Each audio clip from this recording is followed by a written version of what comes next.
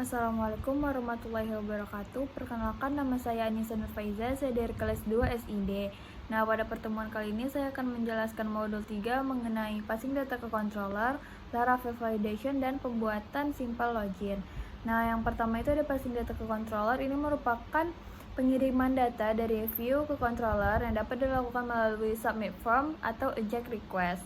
Yang pertama itu melalui submit form. Ini merupakan proses pengiriman data ke URL yang ditetapkan pada atribut action pada suatu form.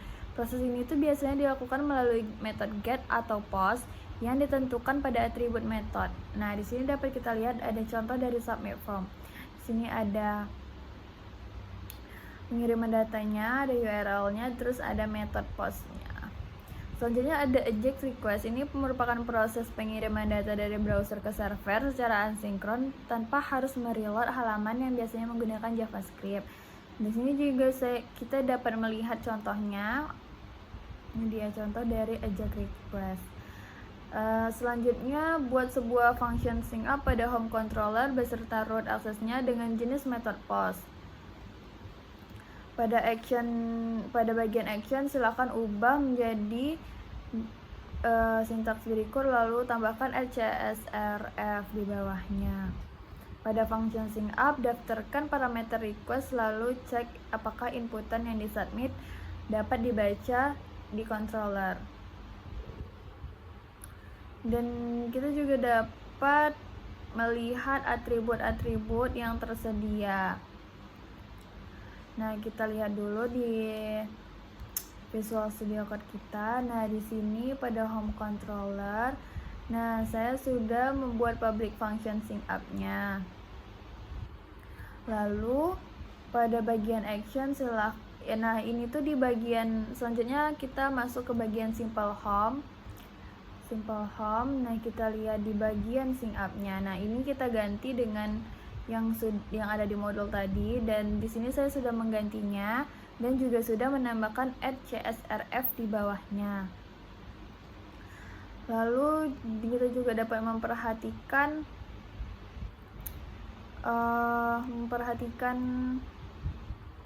atribut-atributnya tadi. Nih di sini ada name, email, ada password juga. Nah, selanjutnya pada function sync up daftarkan parameter request lalu cek apakah inputan yang disubmit dapat terbaca. Kita lihat di home controller tadi. Nah, di sini sudah dibuat dan saya juga udah menambahkan sintaksnya untuk mengeceknya. Lalu kita dapat cek outputnya. Apakah dia akan sama seperti ini atau tidak. Nah, dapat kita cek di sini, kita klik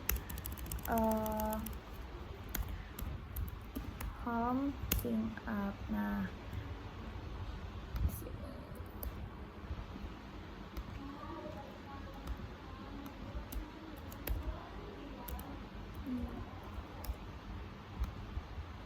di sini kita sudah keluar outputnya seperti yang diminta pada modul tadi. Tandanya itu jika data sudah dapat terima, maka passing data ke controller itu sudah berhasil dilakukan. Selanjutnya kita akan mempassing ke view dengan yang baru dengan nama syncup success.blad.php dengan codingan ini. Nah, di sini saya juga sudah buat foldernya. Nih, foldernya sudah saya buat.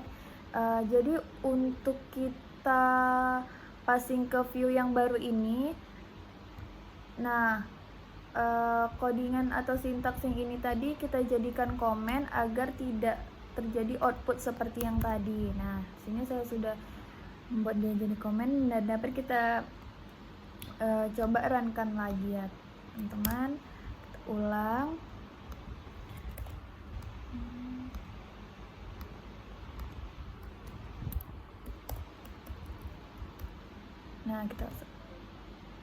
Nah, maka outputnya akan muncul seperti ini. Lalu selanjutnya Laravel validation. Laravel validation ini merupakan suatu mekanisme untuk memberi aturan terhadap data yang masuk ke controller secara otomatis. Pada function signup telah dibuat sebelumnya, ditambahkan baris kode berikut. Nah, di sini kita dapat lihat bakal masukkan di home controller. Nah, di sini saya sudah memasukkannya nih pada home controller dengan name itu maksimal 4, email maksimal, nih ada email, dan ketentuan password itu ada wajib diisi, harus berupa string, minimal 8 karakter, mengandung setidaknya 1 huruf kecil, 1 huruf besar, dan setidaknya 1 angka. Lalu di sini selanjutnya, untuk menampilkan error di halaman view, dapat menambahkan baris kode ini pada simple homeblade-nya. Tadi di situ kita dapat meletakkannya di bawah signup form ini. Nah, di sini saya sudah mengkopikannya. Nah, ini tuh untuk menampilkan errornya ya teman-teman. Kalau misalnya ada error, nanti bakal ada validasi di halaman view-nya. Nah, di sini nggak bisa dilihat gambarnya. Nah, di sini bakal muncul seperti ini nantinya. Lalu ini, jika error validasi telah tampil, umumnya isian form akan kembali kosong. Jika isian form ingin tetap terisi sesuai dengan yang diisi sebelumnya, gunakan function all pada value inputan. Ini seperti ini. Nah, di sini saya sudah menambahkan value all di inputannya. Dapat kita coba lagi ya untuk mengecek apakah errornya tuh bakal muncul seperti itu atau tidak. Nah, tadi kan ketentuannya tuh name-nya tuh maksimal 4 karakter. Terus passwordnya sudah ada ketentuan tadi, dan kita coba kita tidak sesuaikan dengan ketentuan tadi. Nah, namanya tadi 4 karakter, kita buat lebih ya, misalnya Anissa. Nah, terus emailnya dan passwordnya itu kita asal-asal aja. Nah, di sini dia akan muncul notif errornya seperti yang sudah kita ikuti di modul tadi.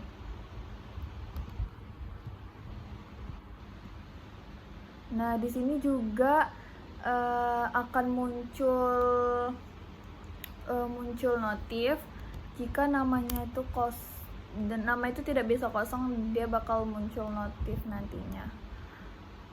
Maksudnya tuh bakal muncul pesan error juga. Nah, di sini nama tidak boleh kosong. Nah, selanjutnya ada pembuatan simple login. Di sini saya akan buat pembuatan simple loginnya. Yang pertama itu buatlah control dengan nama out control. Kita lihat di sini saya sudah membuatnya. Di sini saya sudah buat home controlnya. Lanjut, di dalam kontrol tersebut tambahkan 2 function, yaitu index dan login. Yang mana index ini bertugas untuk menampilkan view login form, dan kita dapat menyalinkan codingan yang tersedia di modul ini. Nah, di sini kita lihat udah ada, di sini saya sudah buat ya teman-teman. Di sini sudah ada public function index dan juga sudah ada public function login. Dan di sini saya juga sudah mengcopy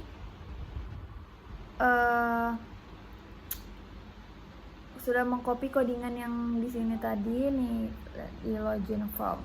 Nah, saya juga sudah membuat login formnya dan sudah mengcopy juga. Lalu selanjutnya function login ini itu bertugas untuk menerima dan proses form yang dikirimkan ketika pengguna melakukan login. Pada function ini dapat menerapkan logika-logika yang ada ini, yaitu role validasi untuk input password minimal 3 karakter gitu-gitu. Nah, selanjutnya buatlah root untuk mengakses kedua function di atas. root untuk menampilkan halaman login, get, root untuk memproses form login. Dapat kita lihat pada root. Nah, di sini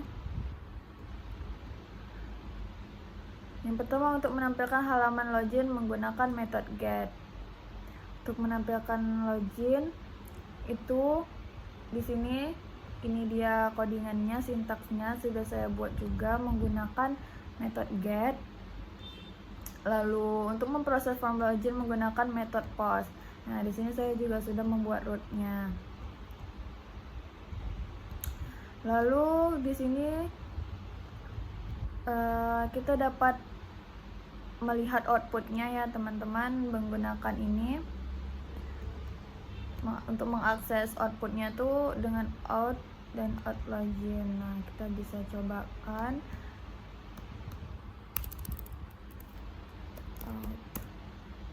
Nah, di sini sudah tampil, dan untuk mengisi username-nya itu kita lihat dari